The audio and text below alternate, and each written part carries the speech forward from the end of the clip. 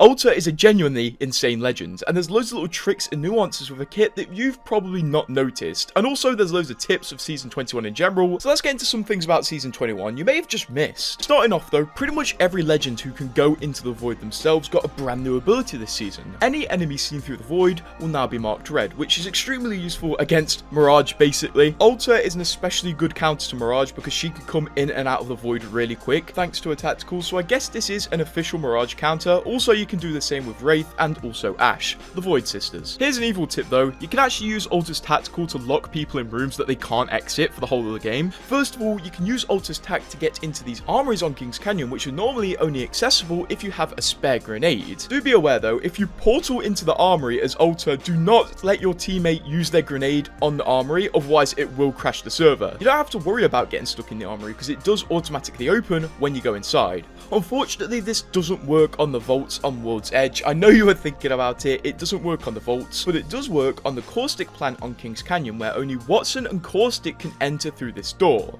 You could just put a portal here with Ulta and get in, and then you can't leave the room without your portal, meaning you can actually trap enemies and teammates in there if you're really cheeky. This tip would also work on Storm Point if the armories weren't completely destroyed. Speaking of being cheeky against enemies, Ulta is the best legend in the game for kidnapping people. Yes, kidnapping. Basically, because of the nature of her portal where all you have to do is move on it to get sucked, you can use this advantage to actually drag people through floors. For example, here was a totally intentional moment where I said to Pathfinder, no, you're coming down here. So if you're playing a really intense game of ranked and there's a team on top of your building, maybe you can take that 1 in 100 shot at portaling one of them down to you. I mean, it might be worth it. Also, Respawn definitely wanted kidnapping to be a big part of Ulta's kit because they literally featured it in the trailer. There's one tip though, I think people should consider a lot more when playing Ulta. She is a very vertical legend, and there's some points where Ulta's tactical ability genuinely outclasses Ashe's ultimate ability. For example, this place right here. If you want to go up there with Ashe, you have to use your whole ultimate, and some people consider that a good ultimate. But with Ulta, you can just do this and ride the pillar up. And if you get used to riding these pillars and just genuinely looking up as Ulta for places to portal, you can definitely become a lot more useful as you have more chance of getting the high ground, even in some situations like this. Here, I wasn't trying to intentionally kidnap the Pathfinder, I was trying to get on top of the tracks to him, and this would have been a good application if the Pathfinder didn't fall through. So definitely take Ulta's verticality into consideration. Let's get on to one of her best tips though. Don't forget that you can just use her portal when you're knocked. Any teammate can use Ulta's portal when they're knocked, allowing really easy resets, especially if you've got a lifeline in your team. There's actually a huge clip going around right now where everybody on a team gets knocked and they all just travel back to Ulta's portal and the lifeline self-revives and revives everybody. It's a perfect application and definitely one of the slept on aspects of Ulta's ultimate because it's not really taught to people and you kind of have to find it out yourself. There are also some really cool tips for Ulta's ultimate. For example, when you're putting it down, make sure to pay attention to your map because it actually shows a radius of where you can enter Ulta's ultimate from. So if you're planning on storming a point of interest and you don't know if you're going to go down, make sure to just take note that Ulta's ultimate does cover that point of interest. On top of that, there is also a physical radius in game, but it's really hard to see. If you look really closely here, you can see the radius of Ulta's ultimate, but honestly, it's so hard to see, just use the minimap. When you put the ultimate down, you will realize it has a countdown, but you can actually turn this countdown off if you do get the perk that makes Ulta's ultimate stay on the ground forever. So even if Ulta's ultimate only has 1 second left, as long as you get that perk on the 1 second, it will stay, which is pretty useful when you want to put an ultimate down, but you don't have the purple perks just yet. What is your opinion on the purple perks though? Because I feel like this one is a must get, but maybe the other one is worth it as well. Since Ulta released though, I've not seen many people mentioning just how good her passive is, where you can access death boxes through walls and take one item. But there's another aspect to this passive, which I'm not sure is intentional or not, because if you're really close to a death box, even through a wall, you can access it an unlimited amount of times with Ulta's passive, meaning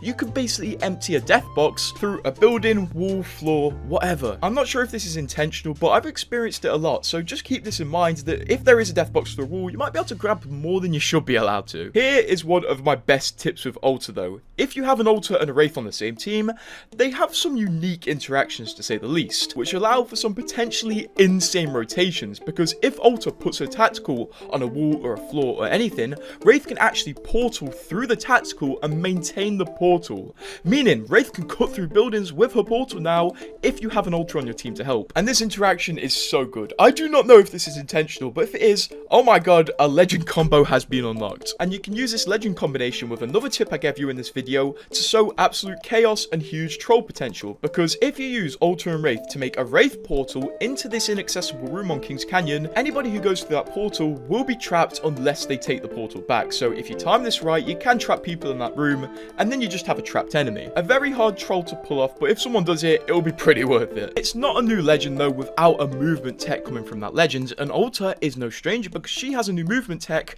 called the Void Jump. And to do this, you have to create a pillared portal, and when you enter this pillared portal, you have to be holding crouch and also spamming jump. And if you do this correctly, you will be thrown into the air, which gives you a moment to get your gun back out after coming out of the portal and fight the enemy straight away, instead of having that moment where you have to go through the gun pull out animation and potentially just get lasered in that moment. This one definitely works well if you don't move when coming out of the portal, so you just fall straight back into it and use a shotgun as demonstrated in this video here. And if I was the person getting shot by this, I would genuinely just leave the game, like I'm not dealing with that. Although that moment where you leave Alta's portal and you can't shoot for a second isn't actually a bad thing sometimes, as it can be used to your advantage if you're breaching an armored building. For example, a building with Watson fences. If you do figure out where the Watson fences are and you come through the portal, you have a moment to dodge their placement and then re-emerge from the void in a position where you aren't going to get instantly shocked, which honestly I think was Alta's original use when Respawn was designing her. I think she was meant to be a void breacher, you know, and breach into buildings that are heavily fortified, but now people have just turned it into this crazy movement legend, which honestly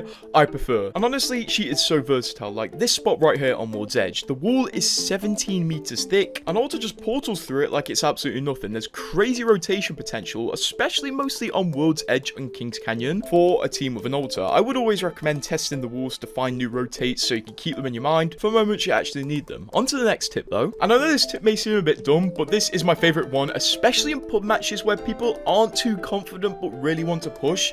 If you're ever healing on a door and don't want people to follow you, simply put a portal under that door just before you pass it, and then people won't be able to kick the door without being portaled somewhere where they don't want to be. This is really good to stop pushes in their tracks. For example, in a ranked game here, the doors were broken, so I just put a portal down and you can see this fuse was kind of hesitating to go past it because the portal obviously has the possibility of splitting a whole team up. Obviously this one can be used on double doors, but it's more useful on single doors, and if you time it just right as you're going through the door, it's easy to place down without getting taken by your own portal. What I've noticed over the last few days of playing Alta though, she is definitely a really powerful legend, but she's very situational and she's not blatantly overpowered like some other legends have been at launch. Although since Alta came out, a lot of people have been throwing around the words power creep because she is blatantly better than Ashe, who was released 10 seasons ago now. And I don't really think this is the case, and I don't think Respawn should be discouraged from releasing powerful legends. I just think Ashe was in an era of bad legends who were released and were just kind of useless. And I guess thanks to the possibility of legends getting reborn, Respawn aren't afraid to make some legends useless because they know they can revisit them in the future and completely reinvent their abilities.